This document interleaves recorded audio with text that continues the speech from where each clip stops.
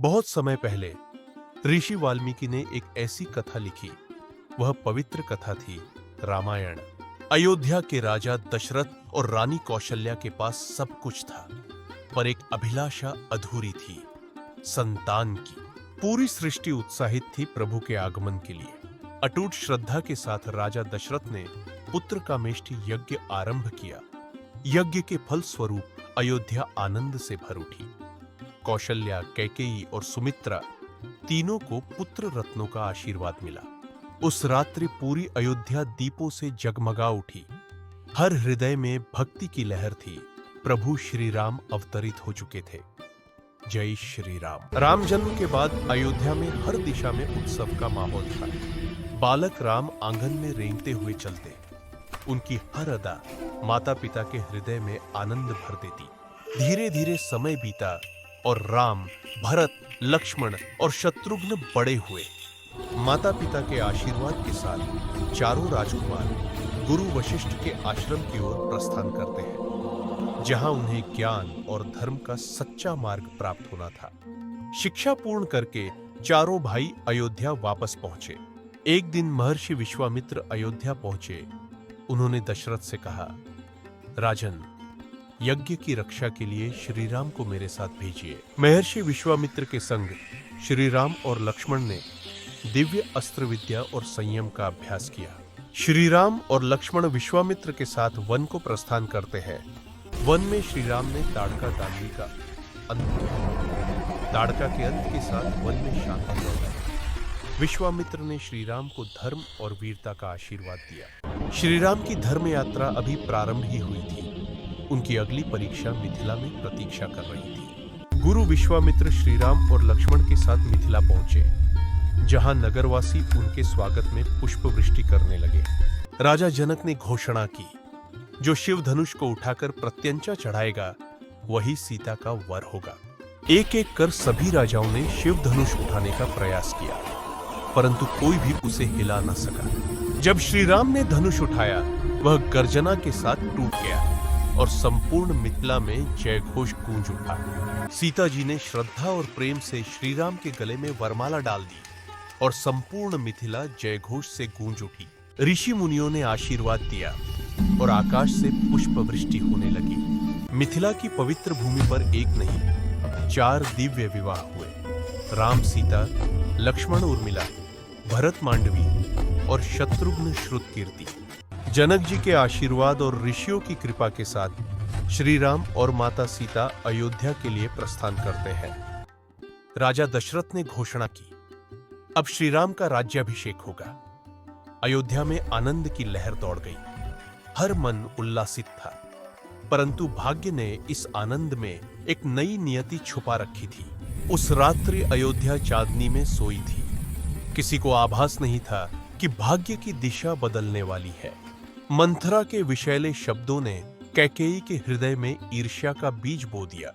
जहां पहले प्रेम था, अब मोह और भ्रम पनपने लगे।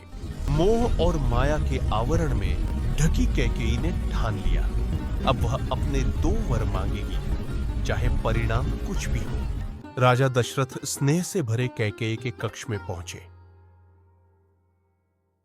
यह जाने बिना कि उनका संसार बिखरने वाला है। कैकेयी ने मांगे अपने 2 वर, भरत का राज्याभिषेक और श्री राम का वनवास। प्रतिज्ञा के बंधन में बंधे दशरथ भूमि पर गिर पड़े। वह पिता टूट चुका था, जो कभी अयोध्या का अधिपति था। कैकेयी के बुलावे पर श्री राम पहुंचे। श्री राम ने मुस्कुराकर वनवास स्वीकार किया, क्योंकि उनके लिए धर्म ही सर्वोपरि था। प्रभु राम ने सादगी और शांति से सीता को बताया कि उन्हें 14 वर्ष के वनवास पर जाना होगा। सीता बोली, जहां आप रहेंगे वहीं मेरा संसार होगा। वन हो या महल, मैं आपके साथ चलूंगी। लक्ष्मण ने प्रण किया, प्रभु, आपके बिना मेरा जीवन अधूरा है, मैं भी साथ चलूंगा। राजा दशरथ की आंखों में आंसू थे जब राम, सीता और लक्ष्मण ने उनके चरण छुए। अयोध्या की गलियां आंसुओं से भर उठी जब प्रभु राम, सीता और लक्ष्मण वन के लिए निकले। अयोध्या में चारों ओर सन्नाटा छा गया, मानो शहर की आत्मा वन चली गई हो। निषाद राज गुह ने प्रभु को नाव में बैठाया। गंगा किनारे सबने भक्ति से प्रणाम किया। वन के हर पेड़ ने स्वागत किया। जब त्रिकुट चल पड़ा धर्म के मार्ग पर, भरत अपने ननिहाल से अयोध्या लौट रहे थे। मन में था, अब अयोध्या में उत्सव होगा, प्रभु राम का राज्याभिषेक होगा। भरत दौड़ते हुए माता कैकेयी के कक्ष में पहुंचे। मां को देखकर बोले, माता, ये कैसा सन्नाटा है? और जब कैकेयी ने सत्य बताया कि उन्होंने 2 वरदान मांगे थे, एक राम का वनवास और दूसरा भरत का राज्याभिषेक, ये सुन के भरत का हृदय टूट गया। भरत ने सिंहासन से मुंह मोड़ लिया। उन्होंने कहा, मां, आपने मुझे अयोध्या का राजा नहीं, अधर्मी बना दिया। भरत ने उसी क्षण निश्चय किया, वह प्रभु राम को वापस लाएंगे। राजसभा में भरत ने सबके सामने कहा, यह राज्य मेरा नहीं है, यह तो प्रभु राम का है। जब तक वे लौटेंगे नहीं, मैं सिंहासन पर नहीं बैठूंगा। भरत ने अपने भाई शत्रुघ्न, गुरु वशिष्ठ और अयोध्या के लोगों के साथ वन की ओर प्रस्थान किया। वन में जब भरत की दृष्टि प्रभु राम पर पड़ी, वे दौड़कर उनके चरणों में गिर पड़े। आंखों से अश्रु झर रहे थे। वो बोले, भैया चलिए, अयोध्या लौट आइए, सब आपके बिना सूना है। राम ने भरत को पूछा, पिताश्री कैसे हैं? उन्होंने कांपते हुए कहा, पिताश्री अब नहीं रहे, उन्होंने आपके वियोग में प्राण त्याग दिए। वन में सन्नाटा छा गया। सीता के नेत्र भर आए। लक्ष्मण मौन खड़े रहे और राम की आंखों से भी आंसू छलक पड़े। राम ने भरत को उठाया और उसे गले से लगा लिया। प्रभु राम ने वन की पवित्र नदी किनारे अपने पिता का श्राद्ध किया। राम के लाख समझाने पर भी भरत ने कहा, मैं अयोध्या लौट जाऊंगा, पर आपका प्रतिनिधि बनकर। आपकी पादुका ही अयोध्या की अधिष्ठात्री होंगी। और उन्होंने प्रभु राम की पवित्र पादुका सिंहासन पर रख दी। भरत नंदी ग्राम में रहने लगे। 14 वर्षों तक उन्होंने बिना मुकुट का राज्य किया। जहां राम धर्म के प्रतीक है, वहीं भरत प्रेम और समर्पण के, ऐसा प्रेम जो युगों युगों तक अमर रहेगा। वन के मधुर जीवन में प्रभु राम, सीता और लक्ष्मण शांत और सुखी थे। वनवास में भी उनका प्रेम और भक्ति वन को आनंद से भर रहा था। एक दिन वन में आई रावण की बहन शूर्पणखा प्रभु राम की तेजस्विता से मोहित हो शूर्पणखा ने प्रेम का प्रस्ताव रखा, पर प्रभु राम ने मृदुहास से कहा, यह मेरी पत्नी सीता है। उसका अभिमान क्रोध में बदल गया। वो सीता की ओर झपटी, पर लक्ष्मण आगे आ गए। एक क्षण में लक्ष्मण ने सीता की रक्षा की और अधर्म के अभिमान को काट डाला। अपमान से क्रोधित शूर्पणखा आकाश में उड़ी, अपने भाई रावण से प्रतिशोध की अग्नि लिए। रावण के दरबार में शूर्पणखा चीख उठी, राम ने मेरा अपमान किया। रावण की आंखों में अग्नि भड़क उठी। रावण गरजा, मैं इस अपमान का प्रतिशोध लूंगा। राम से उसका सबसे प्रिय छीन लूंगा। लंका के अग्नि समान महल में रावण का स्वर गूंजा, मारीच, सुनहरा मृग बनो। मारीच कांप उठा, क्योंकि वह जानता था यह छल अंत का आरंभ है। सीता ने आश्चर्य से उस सुनहरे मृग को देखा। उन्हें क्या पता था कि यह मायावी छल उनके जीवन की सबसे बड़ी परीक्षा बन जाएगी। सुनहरा मृग वन में भागा और प्रभु राम उसके पीछे निकल पड़े, उस मायावी छल की ओर जिसे स्वयं रावण ने रचा था। मरीच के स्वर में राम की पुकार गूंजी, लक्ष्मण, सीता। सीता का हृदय कांप उठा और भाग्य ने एक कठिन निर्णय मांगा।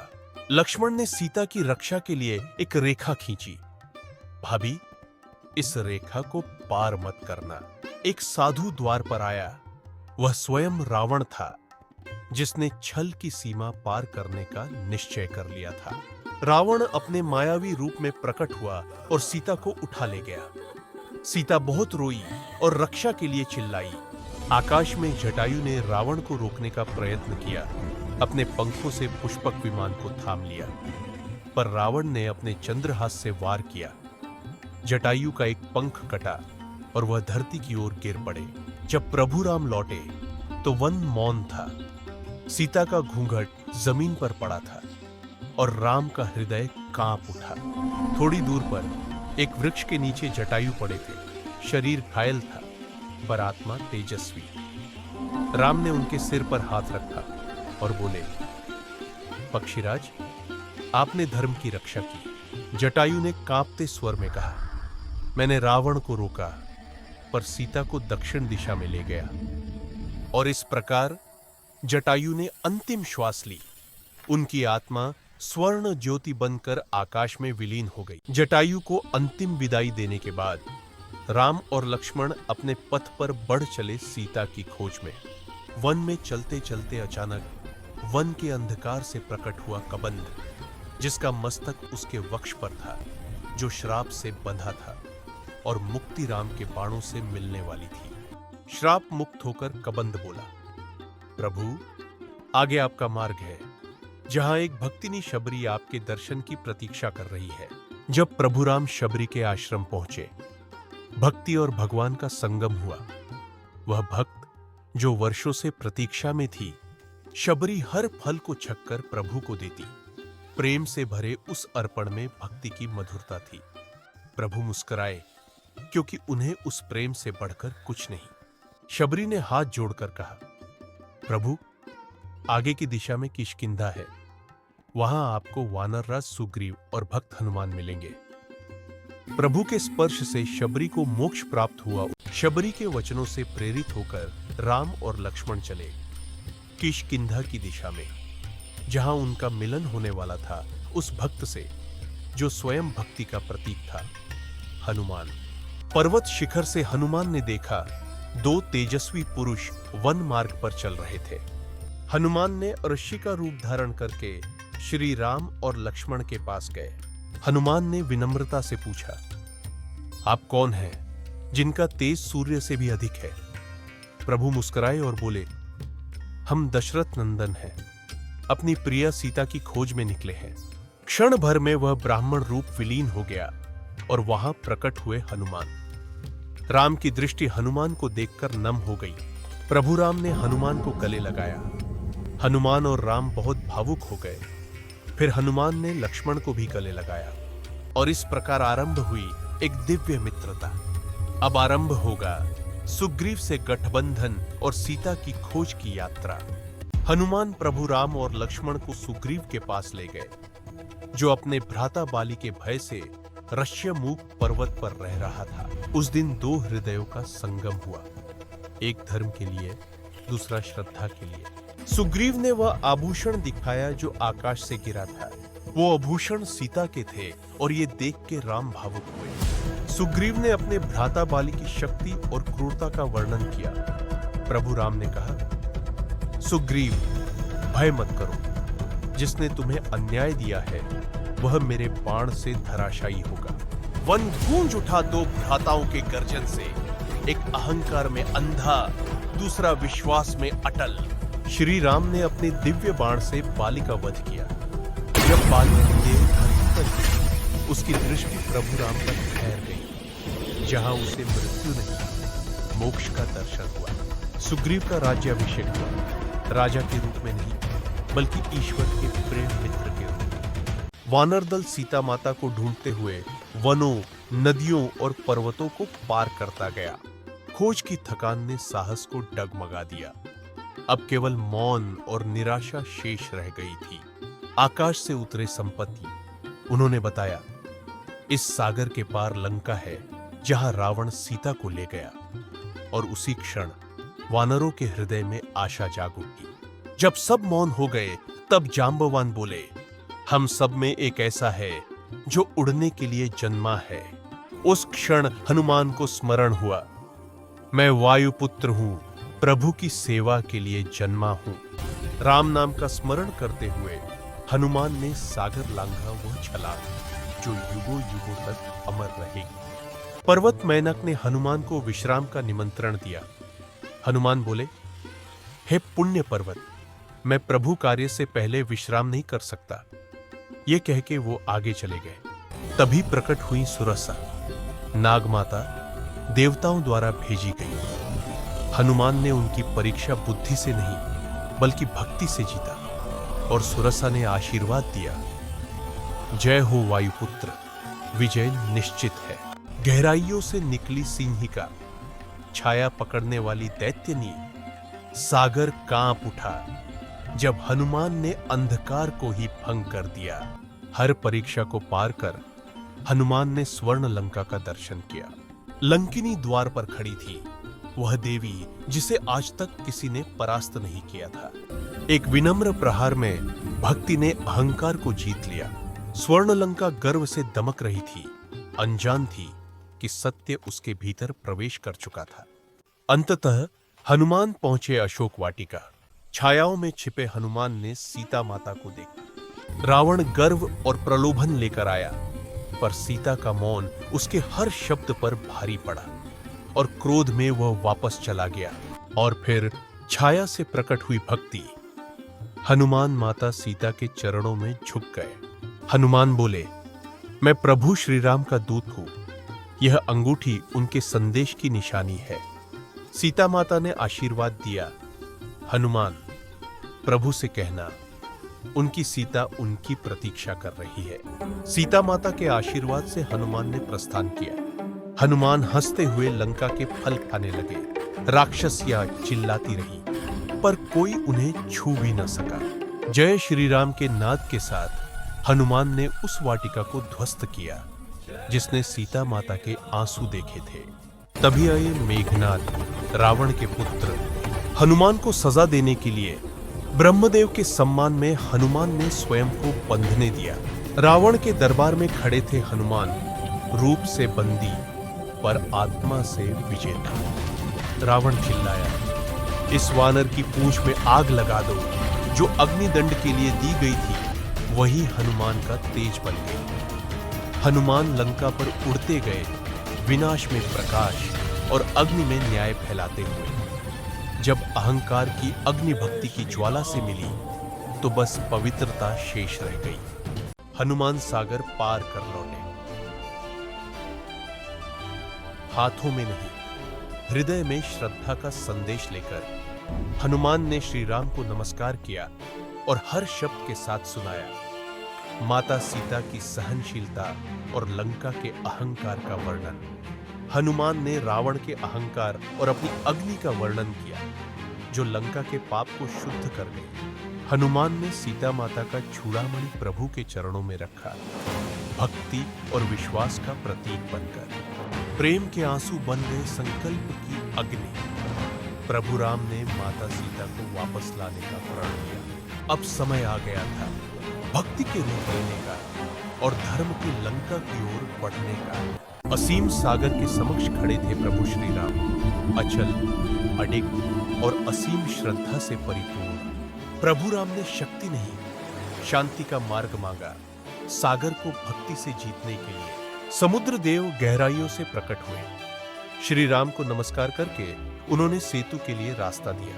राम के आदेश पर वानर उठ खड़े हुए, क्योंकि अब श्रद्धा बन चुकी थी संकल्प।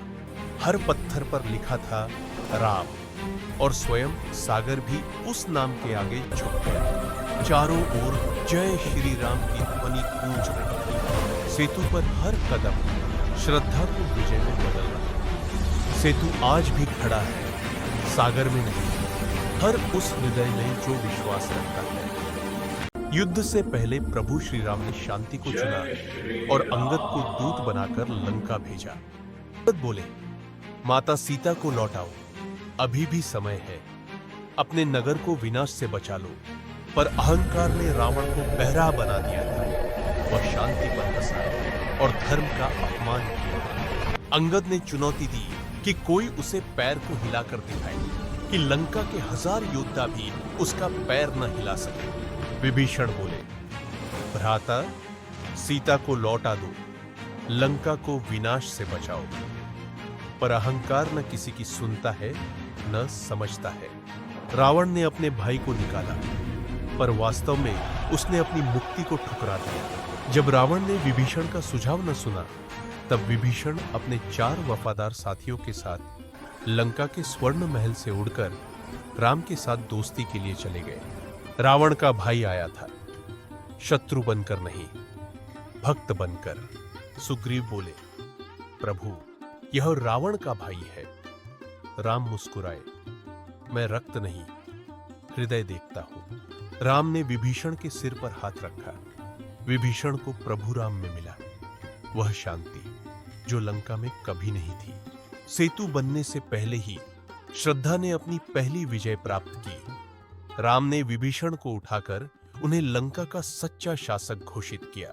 रणनीतियां बनी, योजनाएं तय हुई, पर उनकी शक्ति संख्या में नहीं, श्रद्धा में थी। सत्य के शंख की ध्वनि और अहंकार के नगाड़े आमने सामने थे और सृष्टि ठहर गई थी। एक ओर अहंकार, दूसरी ओर भक्ति, और बीच में खड़ा था भाग्य स्वयं। पहली गर्जना के साथ लंका कांप उठी और धर्म ने विजय की ओर पहला कदम बढ़ाया। लंका की गुफाओं में रावण ने अपने सोए हुए भाई को जगाया, नगाड़ों, भोजनों और क्रोध के साथ, क्योंकि युद्ध की पुकार से नींद भी नहीं लग सकती। सदियों की नींद से जागकर कुंभकर्ण उठा। वह बोला, भ्राता, आपने शांति के समय युद्ध को चुना। सीता माता को लाकर आपने लंका पर विनाश बुलाया है। धरती कांप उठी। कुंभकर्ण आया था, चलता हुआ पर्वत बनकर। कुंभकर्ण गर्जा, धरती कांप उठी, पर प्रभु राम अचल रहे, जैसे स्वयं अनंत का रूप। उन्होंने क्रोध से नहीं, करुणा से बाण छोड़े, क्योंकि वह योद्धा नहीं, एक बंधे हुए आत्मा को मुक्त कर रहे थे। बाण लगते ही रणभूमि मौन हो गई। कुंभकर्ण गिरा, पराजित नहीं, मुक्त होकर। अंधकार के हृदय से उठा मेघनाद, अहंकार और अग्नि से जन्मा योद्धा। नागपाश के बाणों ने स्वयं प्रकाश के पुत्रों को बांध लिया और रणभूमि लौट हो गई। आकाश से उतरे गरुड़ देव, माया को तोड़कर श्रद्धा को मुक्त करने। इंद्रजित ने लक्ष्मण पर शक्ति अस्त्र चलाया। सोने की लंका में अहंकार का नृत्य हुआ। उन्हें लगा धर्म हार गया है। हनुमान उड़ चले संजीवनी बूटी ढूंढने लक्ष्मण की रक्षा के लिए। जीवन लौटा, औषधि से नहीं, भक्ति के प्रेम से। अपनी शक्ति लौटाने के लिए मेघनाद ने यज्ञ किया, पर धर्म अंधकार की साधना को कभी पूर्ण नहीं होने देता। यज्ञ टूटा, युद्ध आरंभ हुआ।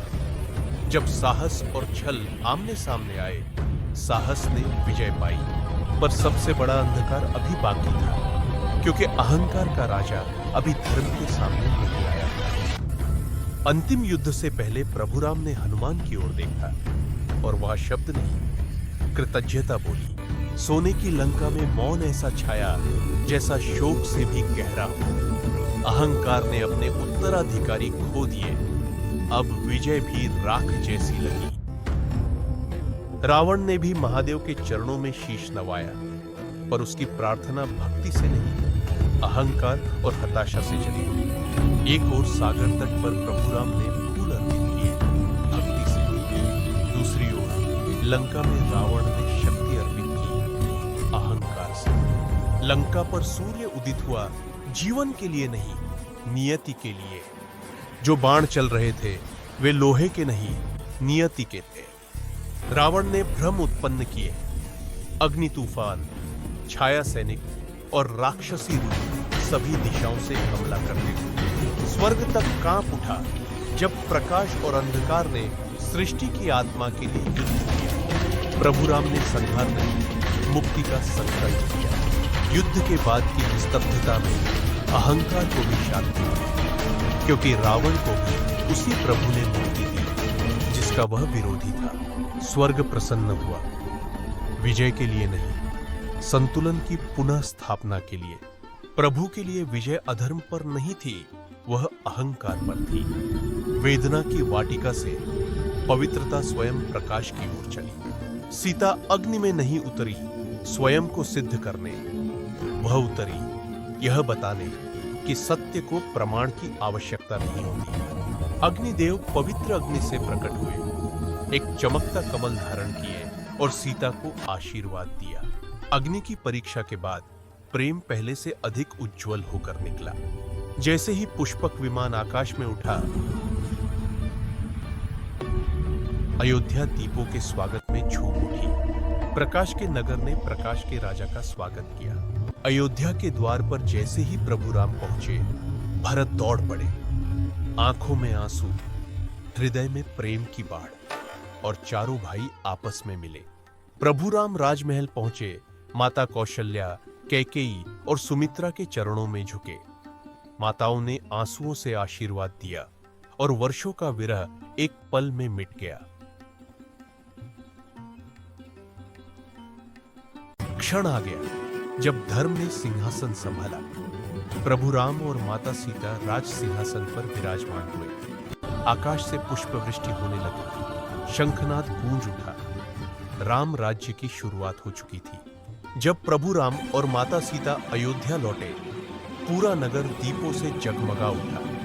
हर घर का दीपक केवल प्रकाश नहीं, सत्य की विजय का प्रतीक था।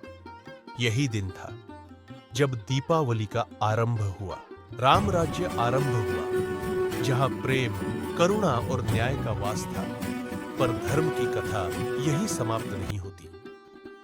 आने वाला अध्याय है उन दो बालकों की कथा, जो प्रभु राम और माता सीता की अमर विरासत को आगे बढ़ाएंगे। लव और कुश की रामायण।